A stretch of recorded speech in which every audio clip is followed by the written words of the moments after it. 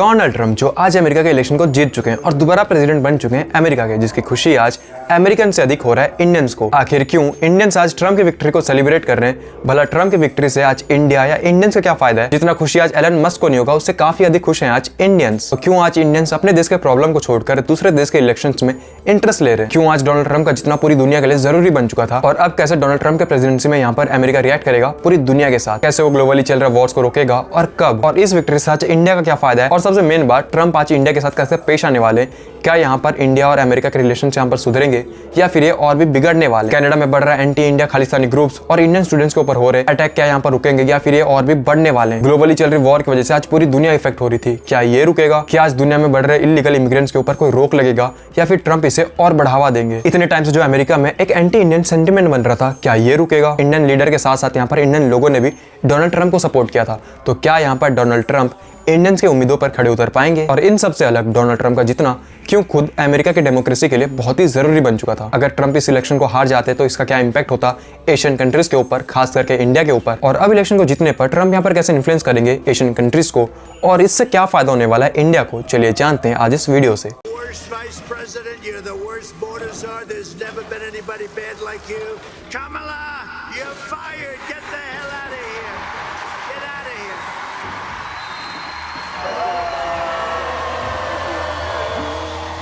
राम राम मित्रों, स्वागत है आप सभी का आज की इस वीडियो में। आज हम जानते हैं कि कैसे डोनाल्ड ट्रंप का इलेक्शन जीतना इंडिया के लिए फायदेमंद है और क्यों डोनाल्ड ट्रंप का जीतना इंडिया के लिए जरूरी भी था। देखिए, आज जो पूरी दुनिया में हो रहा है मेनली वॉर्स, उसका रीजन ये है कि एक स्ट्रॉन्ग लीडर का ना हो पाना, जो इन सब के ऊपर कोई एक स्ट्रिक्ट एक्शन लेता या वॉर करने वाले कंट्री के ऊपर सैंक्शंस लगाता। ऐसा लीडर जो कि इंडिया के साथ अपने अच्छे रिलेशंस को रखता, इंडिया के डेवलपमेंट में अपना साथ देता या एटलीस्ट इंडिया के डेवलपमेंट में रुकावट नहीं बनता, जिसके लिए डोनाल्ड ट्रंप का अमेरिकन प्रेसिडेंट होना बहुत ही जरूरी था। तो ऐसा माना भी जा रहा है कि डोनाल्ड ट्रंप के जीतने के पीछे इन महाशय का बहुत बड़ा हाथ है। Great again, Donald Trump. Great again, Donald Trump.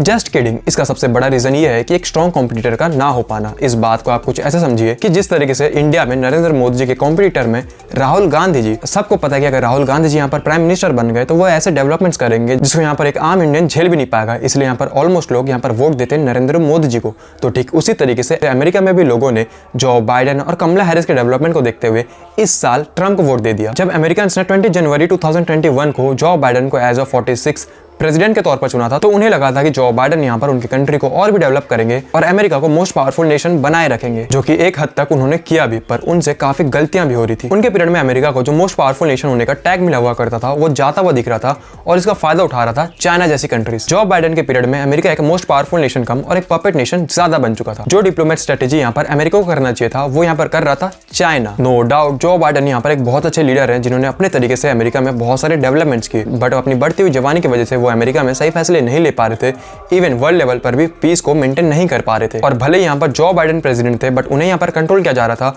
कमला हैरिस और बराक हुसैन ओबामा के थ्रू। ये लोग ही अमेरिका में इलीगल इमिग्रेंट्स को बसाते थे और ये इमिग्रेंट्स अमेरिका में ड्रग कल्चर को एक एक्सट्रीम लेवल पर प्रमोट कर रहे थे, जिसकी वजह से अमेरिकन सोसाइटी कोलैप्स हो रही थी, जहां पर ये इमिग्रेंट ड्रग्स के नशे से रोड के किनारे पड़े हुआ करते थे। और न्यूयॉर्क के मेट्रो स्टेशन और मेट्रो में तो लोग अजीब अजीब हरकतें भी करते थे। वो नेशन जो कि हर व्यक्ति का एक ड्रीम डेस्टिनेशन होता है, वर्ल्ड मोस्ट पावरफुल नेशन, अब वो बदल के हो चुका था वेस्ट का बांग्लादेश। अब हमें यहाँ पर कमला हैरिस को जानना बहुत ही जरूरी है। नाम से आपको लग रहा होगा कि ये इंडियन है या फिर हिंदू है, बट एक्चुअली में ये हाफ इंडियन है, और नाम से भले आपको ये हिंदू लग रही हो, बट काम से बिल्कुल भी नहीं। याद रखिए, जब कश्मीर से आर्टिकल 370 हटा था, जिससे कश्मीर से टेररिज्म खत्म हो चुका था, तो इसका अपोज किया था कमला हैरिस ने। इवन यहाँ पर पाकिस्तान के सपोर्ट में बात करती है और जो बाइडेन के थ्रू यहाँ पर पाकिस्तान को ह्यूमैनिटेरियन एड पहुंचाती है। नो डाउट पाकिस्तान इस पैसे का इस्तेमाल करेगा इंडिया के खिलाफ टेररिज्म फैलाने में। कई बार तो ये एंटी इंडियन स्टेटमेंट तक दे चुकी है। कई बार जब इंडिया यहाँ पर अपनी मिलिट्री डील किसी अदर कंट्री के साथ करने वाला था, तो कमला हैरिस के प्रेशर की वजह से इंडिया को इन सारे डील्स को यहाँ पर कैंसिल करना पड़ा था। इवन जब रशिया से यहाँ पर इंडिया क्रूड ऑयल परचेस करता था, तो कमला हैरिस ने यहाँ पर इंडिया के ऊपर सैंक्शन लगाने की बातें की थी। और अब रिसेंटली अभी कुछ दिन पहले बांग्लादेश में शेख हसीना की गवर्नमेंट को गिरा दिया गया था और वहां पे सत्ता पलट हो गई थी। इसके पीछे इन्वॉल्वमेंट था अमेरिका को, जिसको लीड कर रहे थे यहाँ पर कमला हैरिस और जो बाइडेन। तो बेसिकली कमला हैरिस यहाँ पर अमेरिका की राहुल गांधी है। जिस तरीके से राहुल गांधी जी किसी सीरियस सिचुएशन में हंस देते हैं, तो ठीक उसी तरीके से कमला हैरिस भी किसी सीरियस सिचुएशन में हंस लेती है। अगर कोई ऐसा है जो कि इलेक्शन हारने के बाद हंस सकता है,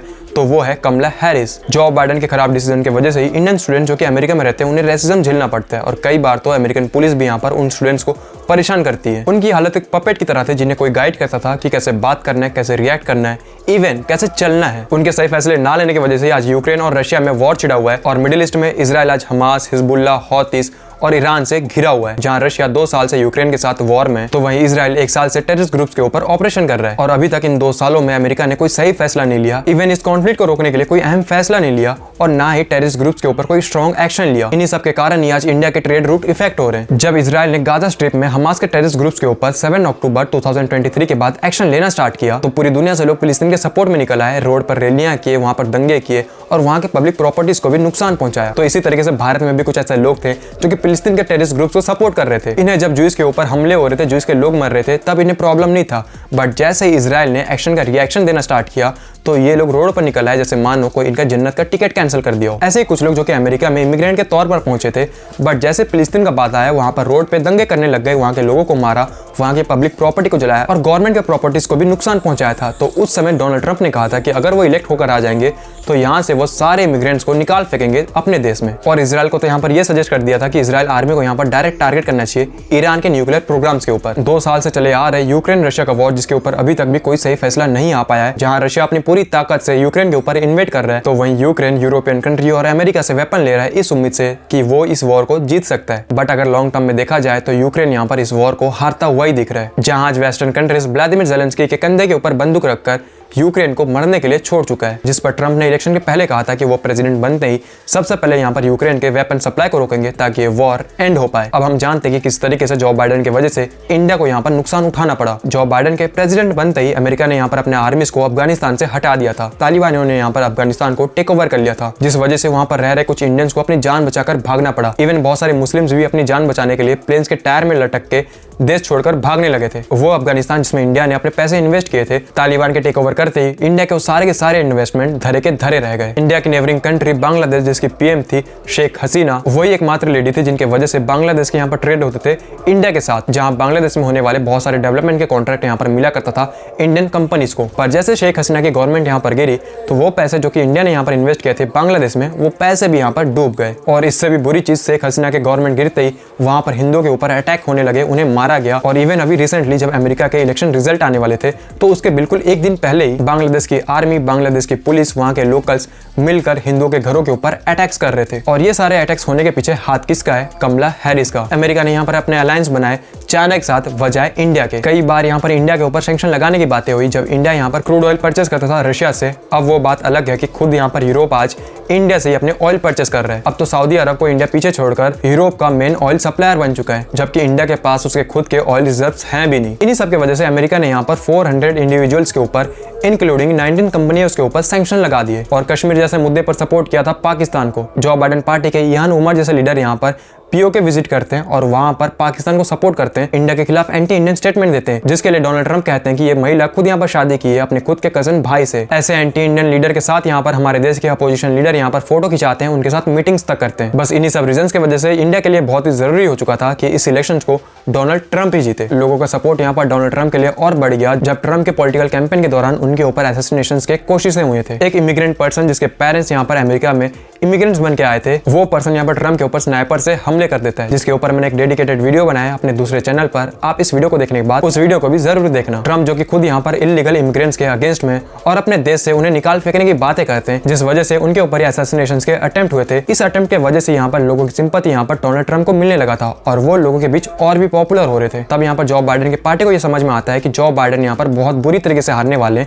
डोनाल्ड ट्रंप से। तब जाकर जो बाइडेन की पार्टी डिसाइड करती है कि अब जो बाइडेन के बदले यहाँ पर खड़ी होंगी कमला हैरिस, और इलेक्शन के बिल्कुल एंड समय पर कमला हैरिस को यहाँ पर ट्रंप के अगेंस्ट में उतारा जाता है। But as we all know, इस इलेक्शन को अब जीत चुके हैं डोनाल्ड ट्रंप। तो ना केवल यहाँ पर अमेरिका की पॉलिसी चेंज होने वाली है, बल्कि इंडिया के साथ अमेरिका के रिलेशंस भी अब सुधरने वाले हैं। बल्कि अब तो इंडिया ने ऑलरेडी ट्रंप के साथ बात करना स्टार्ट भी कर दिया है इंडिया अमेरिका ट्रेड के ऊपर, चाहे वो मिलिट्री इक्विपमेंट्स हो या फिर इंडिया में नई इंडस्ट्रीज को सेटअप करना हो। जब बांग्लादेश में यहाँ पर हिंदुओं के ऊपर अटैक होता है, तो उस समय डोनाल्ड ट्रंप पहले अमेरिकन थे जिन्होंने इस चीज को क्रिटिसाइज किया था। और अब जब यहाँ पर ट्रंप प्रेसिडेंट बन चुके हैं, तो हो सकता है अब इंडिया यहाँ पर बांग्लादेश हिंदुओं के लिए कुछ कर पाए या फिर बांग्लादेश के ऊपर कोई स्ट्रिक्ट एक्शंस भी ले पाए। और इन सब के अलावा भी कुछ ऐसे रीजंस है जिस वजह से आज इंडियंस ट्रंप को सपोर्ट कर रहे हैं। जैसे कि ट्रंप यहाँ पर ओपनली हिंदुइज्म को सपोर्ट करते हैं, उसे प्रेस करते हैं, अमेरिका में रहने वाले हिंदुओं को सपोर्ट तक करते हैं। I am a big fan of Hindu and I am a big fan of India.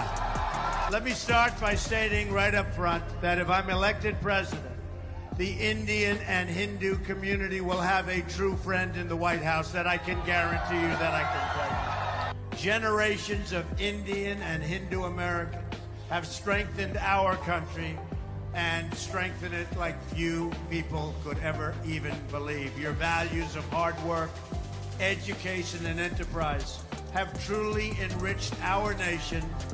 But as we all know, we can't have prosperity without security. And that is why we appreciate the great friend India has been to the United States. अपने आप को Hindu fan, Indian fan और follower बताते हैं। Openly बिना डरे Islamic terrorism को criticise करते हैं और ये मानते हैं कि आज टेररिज्म पूरी दुनिया के लिए खतरा है। There is a Muslim problem in the world. But you do believe overall there is a Muslim problem in the world. Well, there is a Muslim problem, absolutely. You just have to turn on your television set. गलत teachings की वजह से आज लोग जन्नत जाने के लालच में दूसरे लोगों को मारते हैं, जिस पर ट्रम्प बिना डरे खुलकर अपने ओपिनियंस को शेयर कर पाते हैं। I think Islam hates us. There's something there there's a tremendous hatred there. Did you mean all 1.6 billion Muslims? I mean a lot of them. You look at what's happening with the Quran, it's a pretty scary thing. जिस radical terrorism से आज India जूझ रहा है, उससे लड़ रहा है, उस पर ट्रम्प बिना डरे आवाज तक उठाते हैं। There's something there that teaches some very negative vibe. They do not respect us at all. Large portions of a terrorist group जो कि ऑनलाइन लोगों को ब्रेन वॉश करते हैं, उन्हें रेडिकल बनाकर अपने ग्रुप्स में शामिल करते हैं। इन जैसे सेंसिटिव बातों के ऊपर ट्रम्प अपनी ओपिनियंस को खुल के रख पाते हैं। trying to take over our children and convince them how wonderful ISIS is and how wonderful Islam is, and we don't know what's happening. इन सब के अलावा इंडियन लीडर खास करके मोदी जी को अपना फ्रेंड बताते हैं और दो देशों को एक साथ मिलकर डेवलपमेंट्स करने की बातें करते हैं। Make America healthy again.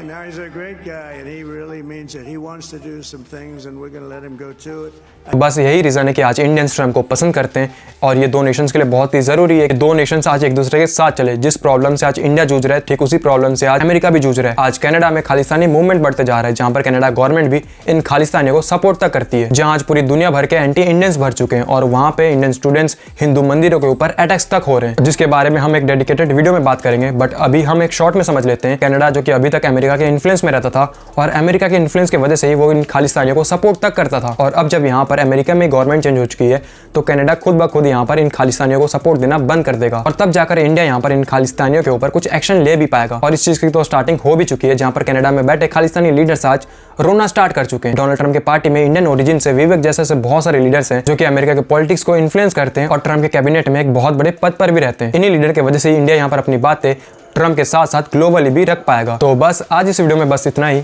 उम्मीद करता हूँ कि आज इस वीडियो से मैंने आपको कुछ इन्फॉर्मेशन दिया। अगर आज का वीडियो आपको अच्छा लगा तो प्लीज इस वीडियो को लाइक कर दो, चैनल पर नए हो तो चैनल को सब्सक्राइब कर लो। मिलता हूँ मैं आप सबसे किसी और एक वीडियो में, तब तक के लिए राम राम।